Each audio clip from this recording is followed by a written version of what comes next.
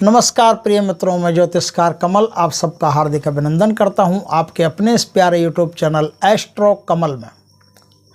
दोस्तों, आदमी जब तक इस दुनिया में एक लंबी रेस का घोड़ा बना रहता है तब तक तो सब ठीक है, लेकिन जैसे ही घोड़ा अपाइज हो जाता है या फिर जैसे ही घोड़ा रुक जाता है या फिर जैसे ही घोड़ा चलना बंद कर देता है, उस दिन से उस घोड़े के बेचारे की उल्टी गिनती शुरू हो जाती है। अब उसके भाव गिर जाते हैं। आदमी की किस्मत जब तक चलती है, किस्मत के घोड़े जब तक चलते हैं, तब तक तो आदमी जो जीता वही सिकंदर है। और जिस दिन किस्मत उत्तर दे देती है, किस्मत हाथ ऊपर कर देती है, उसी दिन वही सिकंदर छछुंदर बन जाता है।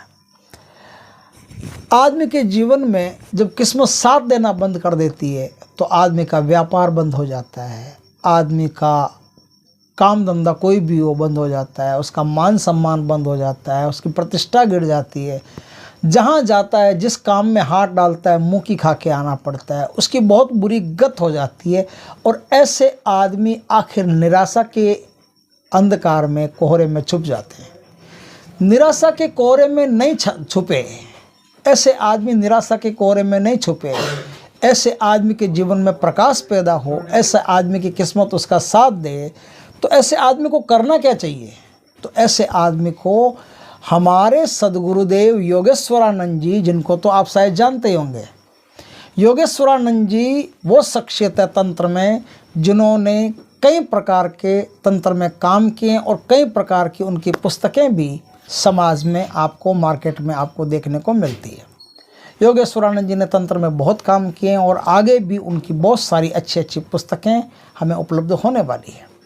योगेश्वरानंद जी ने बदकिस्मत से बदकिस्मत आदमी के दुर्भाग्य को सौभाग्य में बदलने का तरीका मुझे बताया। बोला, कमल अपने एस्ट्रो कमल चैनल पर यह चीज़ दो, ताकि कोई भी गरीब आदमी हो, कोई भी ऐसा आदमी जिसका भाग्य उसका साथ नहीं देता है, उसका काम धंधा चला गया, हर चीज़ में मात खाता है, उस आदमी के ये काम आ सके और वो आदमी भी अच्छे दिन देख सके। तो उन्होंने समाज कल्याण के लिए, दुनिया के कल्याण के लिए एक ऐसी शानदार चीज़ निकाल करके मुझे दी। वो चीज़ मैं आपको दे रहा हूँ। हो सकता है कि परमात्मा की कृपा से आपके जीवन में भी एक सुनहरा पल देखने को आपको मिले, आपके जीवन में भी सुनहरा सूर्य का उदय हो। दोस्तों, उपाय क्या है? उपाय एक ऐसी चीज़ है, एक ऐसा टोटका है जिसे आपने एक बार कर लिया ना, एक बार कर लिया तो उसके बाद में आपको पलट के कभी देखना नहीं पड़ेगा। एक बार ये टोटका आपने आजमा लिया या कर लिया तो उसके बाद में आपका सारा का सारा दुर्भाग्य खत्म हो जाएगा और सौभाग्य के फूल खिलने लगेंगे। दोस्तों, करना कैसे है इसको? तो इसको करने के लिए आपको सबसे पहली चीज़ की जो ज़रूरत पड़ेगी वो चीज़ है चूल्हे या फिर जो भट्टी होती है। भट्टी या चूल्हे में जो कोयला, लकड़ी कुछ भी जलता है ना, जो राख बनती है ना, राख, वो राख आपको लेकर के आनी है।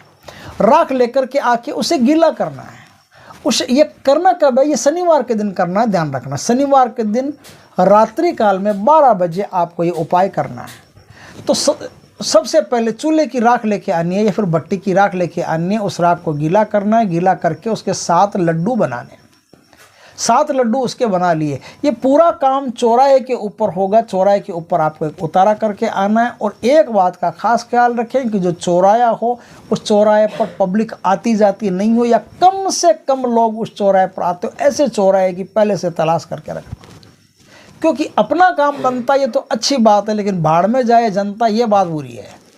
आपका काम बने अच्छी बात है, लेकिन आप जहाँ चौराहे पर ये टोटका करके आओगे, आपका दुर्भाग्य तो वहाँ रह जाएगा, लेकिन जो उसको लांग करके जाएगा उस आपका दुर्भाग्य उसके साथ चला जाएगा। लेकिन आपको ये नहीं सोचना है। आपको सोचना है कि मेरा दुर्भाग्य मुझसे भी जाए और दुनिया से भी जाए, किसी के साथ नहीं जाए। तो इसलिए ऐसे चौराहे का आपको तलाश करनी है जहाँ लोग आते जाते ही नहीं हो, कम से कम आते जाते हैं। ऐसे चौराहे पर आपको तलाश करके टोटका करना है। तो चूल्हे की राख से आपको क्या करना है? गीली करके 7 लड्डू बनाने हैं।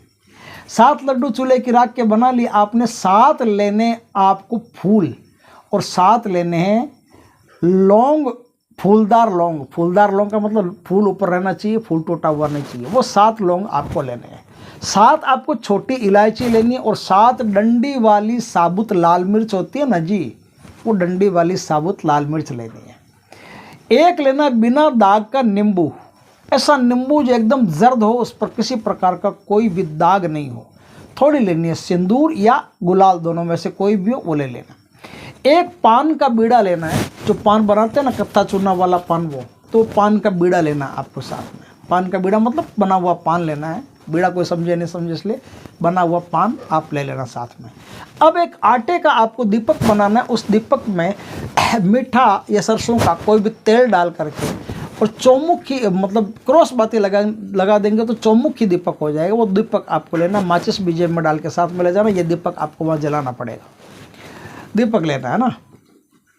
अब आपको 7 मालपुए बनाने। मालपुए आप समझ गए होंगे, मालपुए होते हैं। मालपुए बना करके 7 मालपुए आपको साथ लेने हैं। अब आपको केले का एक बड़ा पत्ता चाहिए और केले के बड़े पत्ते पर सारी सामग्री आपको सेट कर देनी है, सजा देनी है। अब ये केले का पत्ता ऐसे लेके तो जा नहीं सकते, केले के पत्ते पर सामग्री इधर उधर हो जाएगी, तो उसे किसी स्टील की थाली में ले सकते हो। या आपको केले का पत्ता नहीं मिले तो आप क्या कर सकते हो, जो पत्तल आती है ना जी मार्केट में, पत्तल पुराने ज़माने में जो पत्तल आती थी, इसमें बैठ करके लोग शादी विवाह में भोजन करते थे, वो पत्तल लेके आना। उस पत्तल में ये सारी सामग्री सेट कर लेना और सबके बीच में आप दीपक रख लेना और ये सब ले करके और स्टील की थाली में उस पत्तल को रख लेना और वो ले जा करके आपको चौराहे पर ले जा करके रख के आनी है। रख के आनी है, दीपक वहाँ जला देना है। दीपक वहाँ जला करके आपको वहाँ एक प्रार्थना करनी है। ये जाना आपको रात को 12 बजे, जब कोई भी रोका टोकी टोका मोकी करने वाला आपको नहीं हो, देखने वाला नहीं हो, छेड़ने वाला नहीं हो, बात करने वाला नहीं हो। क्योंकि ये सारी क्रिया करते समय आपको साइलेंट करनी है, एकदम चुप करनी है। बातचीत किसी से भी नहीं कर सकते।